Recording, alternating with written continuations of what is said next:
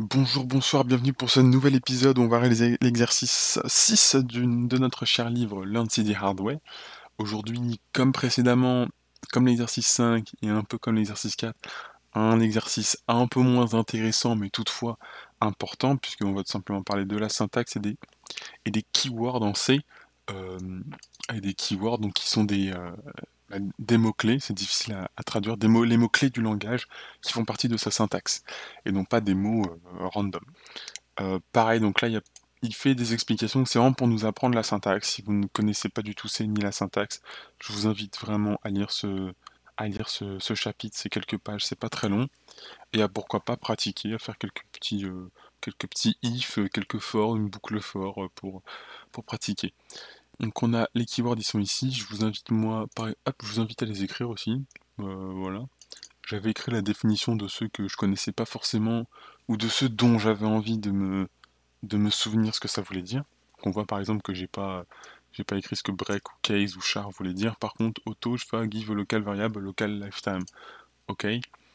Break, case, le char pour le caractère data type. Ok. Const pour une variable qui ne se modifie pas, pour une constante.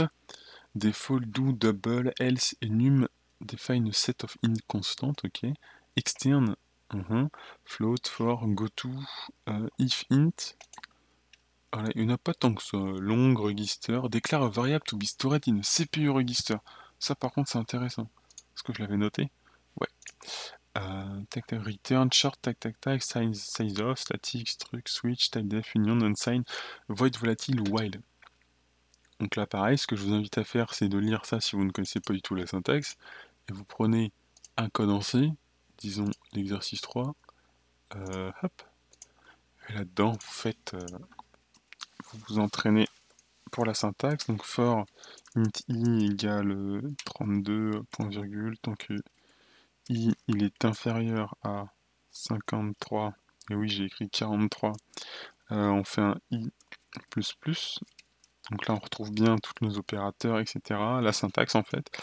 On va faire un printf de je suis en train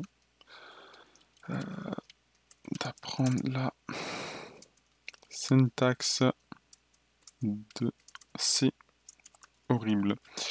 Hop, et donc là-dedans, on va foutre un pourcent %D, un pourcent %S, un pourcent. Qu'est-ce que je peux mettre? Un pourcent %A, aucune idée ce que c'est, et un pourcent %P. Mais là, on va s'amuser, on va mettre I, pardon, virgule espace, virgule espace, virgule espace, virgule espace. Non, je suis trompé, hop, hop, hop.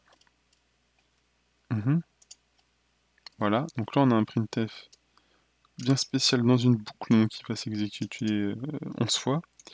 Je vais revenir sur mon 53. Oui, je pars loin comme ça. Là, on fait un petit make. On a des warnings parce qu'on a mis des pourcents machin alors que i c'est juste un int. Ok, très bien. Et là, on peut faire une petite exo 3 et on est parti. Segmentation fault. Ok, ok, d'accord. Le i ne veut pas qu'on s'amuse. Le c ne veut pas qu'on s'amuse. Très bien, très bien, très bien. On va juste faire ça. Calme-toi, calme-toi. Et là, on a oublié ça. Hop, hop. C'est bon le make là.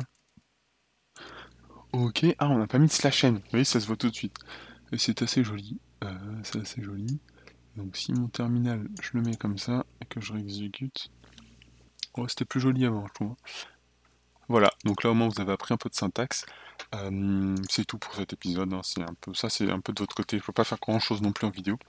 Donc j'espère qu'il vous aura plu et nous se retrouve une prochaine fois pour l'exercice 7. Et là on va commencer un petit peu... voilà, là ça commence à faire mal et à piquer les yeux. Voilà. Ce sera notre premier vrai exercice. Allez, à plus.